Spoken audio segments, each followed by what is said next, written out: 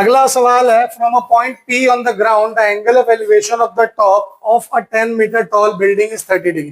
ठीक है, एक P पॉइंट पे ग्राउंड से एंगल ऑफ एलिवेशन एक टॉप का टावर के, जो कि टावर की हाइट 10 मीटर दी हुई है, 30 डिग्री का है। A flag is hoisted at the top of the building, एक झंडा फहराया गया है बिल्डिंग के ऊपर। ठीक है, जैसा कि कल हम लोग भी फहराएंगे। और and the angle of elevation of the top of the flag staff from P is 45 degree. अब जो फ्लैग स्टाफ है ना, ऊपर की तरफ देखो, फ्लैग होता है तो उसमें पूरी लकड़ी और ऊपर की तरफ फ्लैग होता है, तो जो टॉप है फ्लैग स्टाफ वो एंगल 45 डिग्री का बना रहा है P पॉइंट से। आपको बताना क्या है, find the length of the flag staff and the distance of building from the point P। आपको पहले तो बताना है वो जो ऊपर झंडा है पूरा फ्लैग स्टाफ, उसकी वो लेंथ क्या है, और उसके बाद आपको डिस्टेंस बताना है बिल्डिंग से P पॉइंट का। यानी और इसमें आप ये हेल्प एक ले सकते हो, √3 की वैल्यू 1.732 रख के। ठीक है सर, तो जैसे इसका डायग्राम अगर मैं बनाऊं तो मान लीजिए ये वो बिल्डिंग है ना, ये वो बिल्डिंग है मेरी। ठीक, इसको आप सिंपल भी बना सकते हो, कोई दिक्कत नहीं है, मैं थोड़ा सा डिजाइन वाला मैंने बना दिया। ये दिया है 10 मीटर का। ठीक है, यहां से यहां का डिस्टेंस, ये सॉरी ये वाला एंगल, ये है P पॉइंट। ठीक है जी, ये है P पॉइंट और ये लाइन ऑफ साइट हुई, यहां से वो वहां देख रहा है, तो कितना एंगल ऑफ एलिवेशन बना रहा है जी, 30 डिग्री का। यस, अब यहाँ पे एक फ्लैग होस्ट कर रखा है। ठीक है जी, ये रहा वो फ्लैग आपका होस्टेड है। ठीक, अब इस पॉइंट को आप मान लो C पॉइंट, और कह रहा है कि यहां से ये जो फ्लैग का टॉप है ये 45 डिग्री का एंगल बना रहा है ना। अब आपको बताना है ये जो फ्लैग स्टाफ है इसकी लेंथ क्या है और ये कितना दूर खड़ा है बिल्डिंग से, ये आपको निकालना है। तो आप क्या करोगे जी, देखो अगर आप यहाँ पे दिमाग लगाओ और कोशिश करो कि पहले फ्लैग स्टाफ का लेंथ निकालूं, तो it will take a lot of time. ठीक है, आप क्या करो, देखो आपके पास APB ये वाला जो ट्रायंगल है, इस ट्रायंगल से देखो इन ट्रायंगल APB, या फिर पहले आप ये लिख लो, let the height of building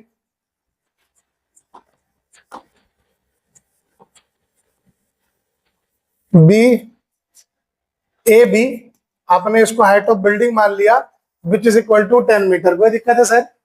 ठीक है, आप मान लो लेट द लेंथ ऑफ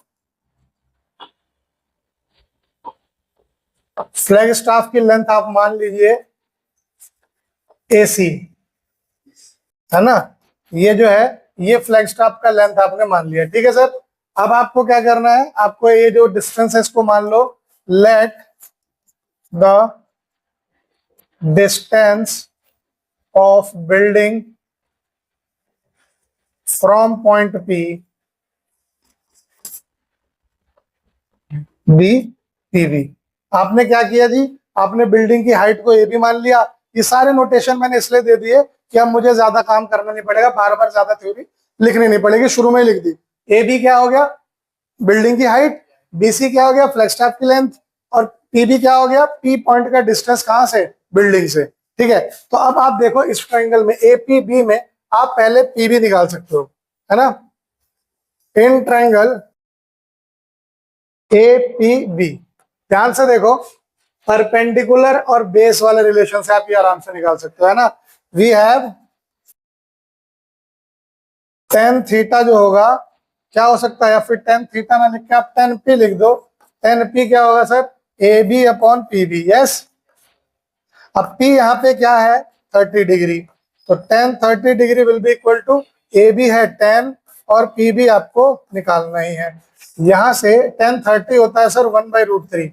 ठीक है, 1/√3 इज इक्वल टू 10/PB। अब ये PB उधर गया और √3 उधर गया, ये हो गया 10√3 मीटर। √3 को उसने कहा है आप ले लेना 1.732, यानी ये हो गया 1.732 metre, which is nothing but PB is equal to 17.32 metre. कोई दिक्कत सर? आपका क्या निकल गया, distance of point P from the building निकल गया। अब आपको क्या निकालना है, AC निकालना है। AC निकालने के लिए इलेक्ट्रीशियन बुलाने की यहाँ जरूरत नहीं है, हम ही निकाल देंगे। कैसे निकलेगा इस AC का लेंथ, देखिए आपके पास, अब देखो PBC ट्रायंगल में, इन ट्रायंगल PBC एंगल या फिर tan P बराबर BC अपॉन PB होगा सर। 10P कितना है जी यहाँ पे 45 डिग्री है अब एंगल। अब ये वाला एंगल होगा ना टॉप से मिला रहे हो तो will be equal to BC upon PB कितना आया आपका अभी निकाला है आपने 17.32। एक मजे की चीज ये है आप इस BC को BC न लिख के आप इसको लिख सकते हो AB plus AC। Very good. अगर इसको आगे लिखा जाए तो AB दिया है 10 प्लस AC अपॉन 17.32। 1045 होता है बच्चों 1 is equal to 10 plus AC by 17.32।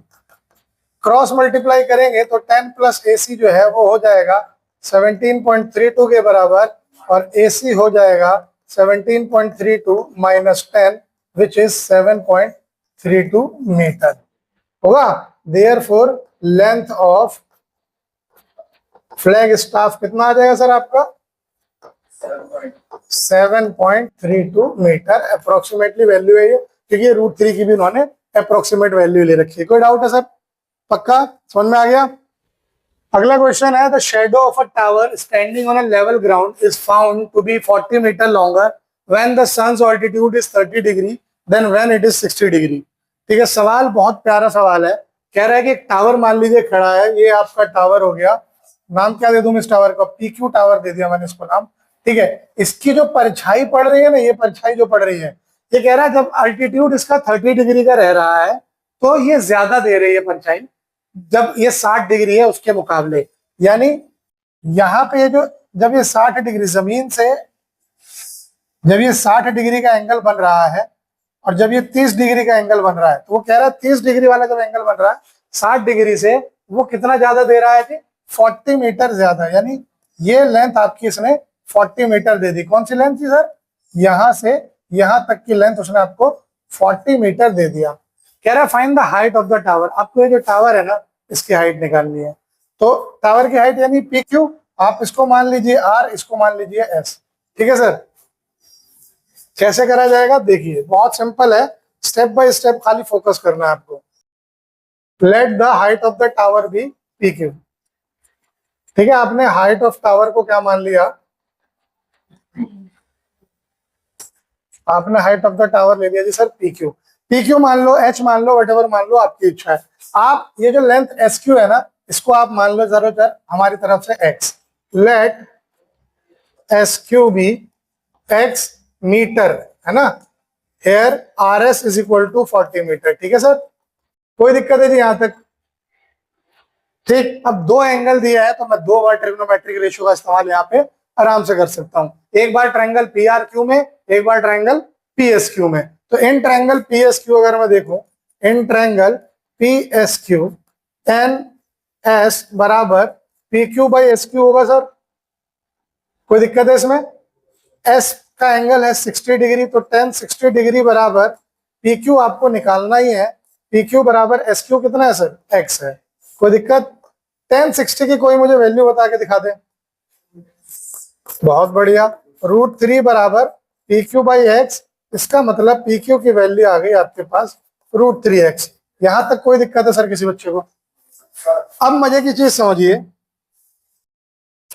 किधर की तरफ, इस ट्रायंगल में, ये इन ट्रायंगल PRQ क्या होगा सर? वहां पे 10 R बराबर PQ बाई RQ होगा सर। 10 R यानी 10 30 डिग्री बराबर PQ आपको पता नहीं, बट RQ आपका कितना है सर? RQ है X प्लस 40। ये और ये मिलके तो पूरा RQ बना है। RQ क्या है? RS प्लस SQ है, यानी X प्लस 40 हो गया। 10 30 होता है जी 1 बाई √3। PQ आपका है, अभी निकाल के आपने यहाँ रखा X के टर्म में, √3x, और ये है X बाई 40। कोई दिक्कत? क्रॉस मल्टीप्लाई कर दीजिए, X प्लस 40 बराबर √3 इंटू √3x। रूट को रूट से जब मल्टीप्लाई करेंगे तो वो रूट हट जाएगा, x प्लस 40 बराबर 3x आ जाएगा। उसको इधर लाओगे तो x माइनस 3x बराबर -40, यानी -2x बराबर -40। जब -2x -40 आ गया तो यहां से क्या x बराबर 40/2 नहीं आएगा, माइनस कट जाएगा, x आ जाएगा कितना 20। बट आपको ये x थोड़ी निकालना है, आपको क्या निकालना है, height of the tower. Therefore PQ कितना था, √3 × x था, तो इसका मतलब PQ की वैल्यू कितनी हो जाएगी 20√3 मीटर। आप चाहो तो ये लिख देना, therefore the height of the tower is 20√3 metre. कोई दिक्कत? देखो बस डायग्राम अगर तुमने बना दिया तो ज्यादा टाइम नहीं लग रहा, तुम खुद देखो 2 से 2.5 मिनट नहीं लगा हुआ मुझे इस सवाल को बना के रख दिया। तुम्हें समझाना है तब मुझे इतना टाइम लगा, सिर्फ मुझे करना होता तो 1 मिनट में कर देता फिर मैं। तो ये प्रैक्टिस आप करो, डायग्राम पे फोकस करो कैसे बनेगा। अगर डायग्राम में गड़बड़ हुआ तो सवाल ठीक नहीं बनेगा कभी भी। ठीक, समझ में आया? अगला सवाल है, the angle of depression of the top and bottom of an 8 metre tall building from the top of a multi storied building is 30 degree and 45 degree respectively. एक मल्टी स्टोरी बिल्डिंग है, उसके छत पे से एंगल ऑफ डिप्रेशन, सामने एक और building है उसके टॉप का और बॉटम का 30 और 45 डिग्री रिस्पेक्टिवली है। समझ में आया? एक बिल्डिंग है मल्टी स्टोरीड और सामने एक और छोटी बिल्डिंग है, ठीक है। इस बिल्डिंग के टॉप पे से, इस बिल्डिंग के टॉप से इसके बॉटम का एंगल और इसके टॉप का एंगल 30 डिग्री और 45 डिग्री, यानी बॉटम का एंगल जो है वो 40 from the top of bottom का एंगल 45 डिग्री है, टॉप का एंगल 30 डिग्री है। ठीक है, आपको हाइट बतानी है मल्टी स्टोरीड बिल्डिंग की, वो जो बड़ी वाली बिल्डिंग है उसकी भी हाइट बतानी है, और आपको ये बताना है कि डिस्टेंस कितना है दोनों बिल्डिंग के बीच में।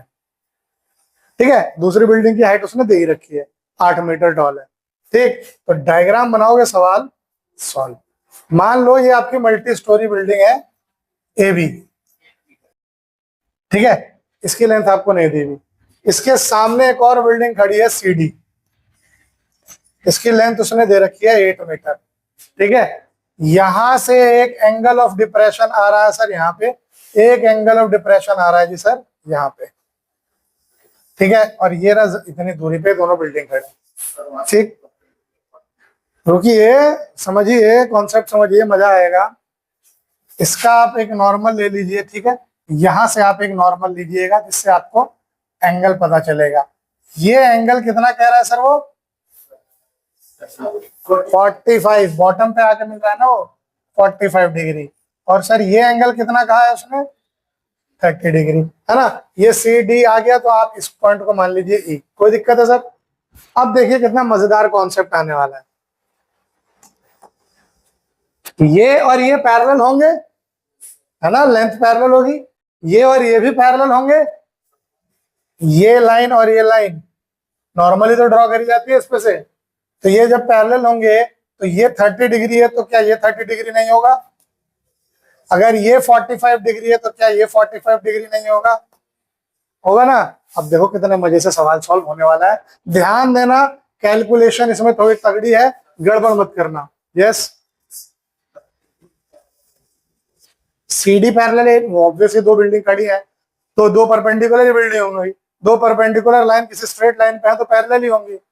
ये कॉमन सेंस वाली बातें हैं। अब इस क्लास में आके तुम ये फालतू बात नहीं कर सकते कि सर CD पैरेलल है AB के, ये है अंडरस्टूड वाली चीजें हैं। अब ठीक है सर, तो चलिए जरा ध्यान दिया जाए इस पे। तो आप देखो इन ट्रायंगल ABD, आपकी इच्छा है आप ऊपर वाला ट्रायंगल भी ले सकते हो। In triangle ABD tan D बराबर क्या होगा सर, AB बटा BD होगा, यानी tan D कितना है सर, 45 डिग्री है। tan 45 डिग्री बराबर AB भी नहीं दिया है और BD भी आपको नहीं दिया हुआ, यानी 1 बराबर AB बाई BD। यहां अगर आप ध्यान से देखोगे तो जो BD है वो AB के बराबर आ गया, इक्वेशन 1 इसको मान लो, आपकी मर्जी है, मत मानना, क्या जो करना। आइए in triangle AC, in triangle AEC tan C बराबर क्या हो रहा है सर, AE अपॉन में CE। कोई दिक्कत? क्या AE आपको पता है क्या है, क्या? आइए, tan C आपको पता है कितना है, tan 30 डिग्री बराबर AE अपॉन CE। tan 30 यानी 1/√3 बराबर AE अपॉन CE। यहां अगर ध्यान दिया जाए तो CE जो आएगा √3 टाइम्स AE आएगा, इक्वेशन 2। अब इन इक्वेशन का हम क्या करें, आइए अब जरा देखा जाए क्या क्या रिलेशन बन सकता है। अब देखो, ये जो CE है ये BD के बराबर है, और ये जो BD है ये खुद AB के बराबर है। नाउ इक्वेशन 1 उठाओ, फ्रॉम इक्वेशन 1 रिलेशन जहां से बन जाए सर, AB को, या इक्वेशन 1 ना लिख के आप सीधे लिख दो कि क्या AB आपका, नाउ AB को क्या मैं AE अपॉन प्लस EB नहीं लिख सकता? ये जो AB है क्या मैं उसको AE अपॉन EB नहीं लिख सकता? लिख सकता हूं ना है? और अब आइए, AE आपके पास दिया हुआ है सर, लेकिन EB आपके पास गिवन है, तो क्या ये अब AB जो मेरा है ये AE प्लस EB आ सकता है? EB कितना है 8 मीटर, बिकॉज CD बराबर EB, ये और ये दोनों बराबर है, इसलिए AB जो आया मेरा AE प्लस 8 मीटर आ गया। अब यहाँ पे भी सवाल आपका नहीं बना सर, आपके पास तो अभी और वैल्यू चाहिए। अब देखो आप क्या करो, इस BD का रिलेशन बनाओ इस वाली लाइन से। अब देखो AB की जगह आप BD लिख सकते हो, हाँ, और AE की जगह भी BD आ जाएगा। देखो कैसे आएगा, नाउ फ्रॉम 1 AB बराबर BD था, तो BD बराबर क्या हो जाएगा जी, AE प्लस 8 आ रहा है ना, और AE किसके बराबर आ रहा है, AE अगर यहां ध्यान से देखोगे तो CE/√3 क्या आ रहा है, AE किसके बराबर आ रहा है, CE/√3 के बराबर आ रहा है सर, है ना। अब मजेदार एक और मोड़ देखना, एक और ट्विस्ट है यहाँ पे, ये जो BD है ये CE के बराबर ही तो है ना सर। अब यहां से देखिए क्या हो रहा है, अब इसको इधर अगर मैं लेके जाऊंगा तो CE माइनस CE/√3 बराबर 8 होगा, है ना, माइनस करा दो, एलसीएम लूंगा तो √3 CE माइनस CE, अब ये √3 नीचे है और बराबर क्या होगा सर 8 होगा, कोई दिक्कत। √3 CE माइनस CE में से CE कॉमन लूंगा तो बचेगा √3 माइनस 1, और ये नीचे एक √3 है वो उधर जाके क्या हो जाएगा, वो उधर जाके हो जाएगा 8√3, 8√3, ठीक है जी। यहां से फिर आपके पास CE की वैल्यू आएगी 8√3/√3 माइनस 1, ठीक है। तो अब इसको क्या करना होगा, आपको रैशनलाइज करना होगा, √3 प्लस 1 से मल्टीप्लाई डिवाइड कर दीजिए, तो CE आपका कितना हो जाएगा 8√3 इंटू √3 प्लस 8√3, ठीक है, डिवाइडेड बाई ये हो जाएगा √3 स्क्वायर माइनस 1 का स्क्वायर, तो CE आ गया 8 √3 हो गया 3, 8 3 हो गया 24, 24 प्लस 8 √3 बराबर बटा 3 माइनस 1।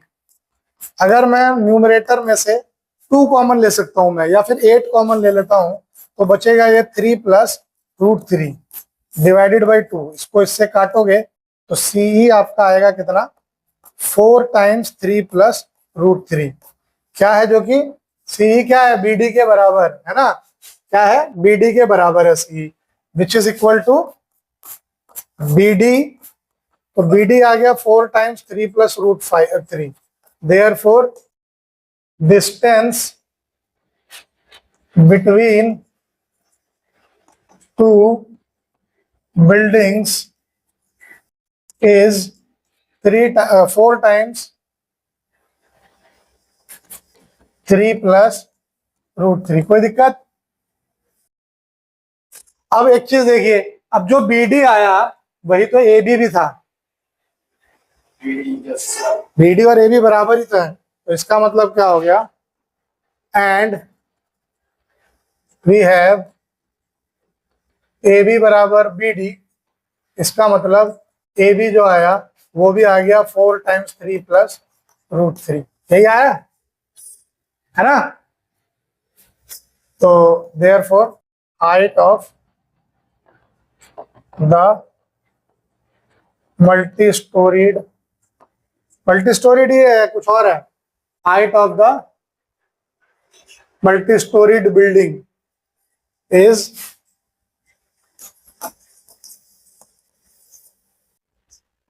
4 times 3 plus √3 metre. ठीक है सर। अगर आप इसमें से और कॉमन लेते तो ये हो जाता 4√3 times √3 + 1। हो सकता है कहीं पे आपको वो भी लिखा हुआ दिखे, है ना, इसी को लिख सकते हो 4√3 times √3 + 1। ये भी बात वही है। ठीक है ना, बढ़िया मजेदार सवाल। इस सवाल की सबसे इंटरेस्टिंग बात यह है कि एनसीईआरटी में ये सवाल है और एनसीईआरटी में गलत सवाल हुआ, तो उसको देख के परेशान मत हो जाना कि यहाँ आंसर अलग है, वहाँ आंसर अलग क्यों, वो गलत है। बड़ा प्यारा सवाल है, इंपॉर्टेंट चाहे तो इसको आप मार्क कर सकते हैं।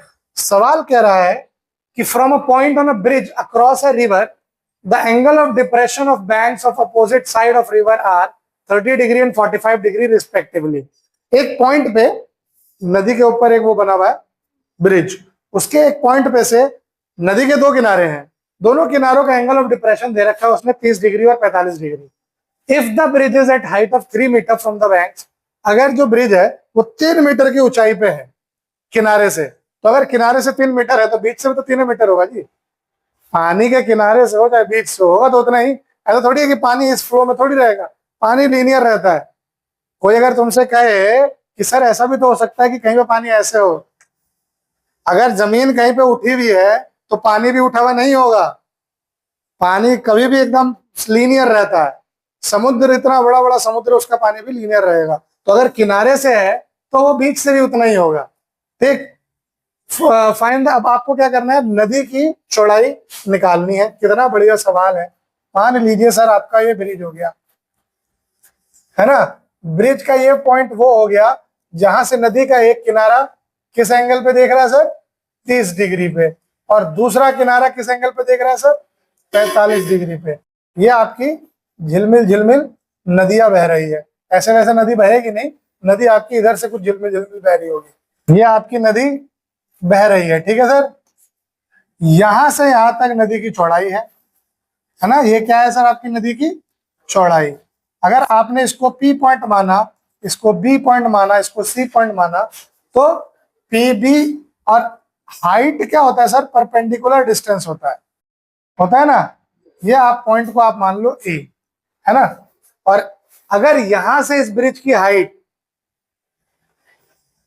आ गई, कितनी दी है, 3 मीटर है, तो उसकी हाइट यहां से भी 3 ही मीटर होगी, यहां से भी 3 ही मीटर होगी। हर पॉइंट से उसकी हाइट जो है वो 3 मीटर होगी। तो आप इसको करिएगा कैसे, देखिए जरा।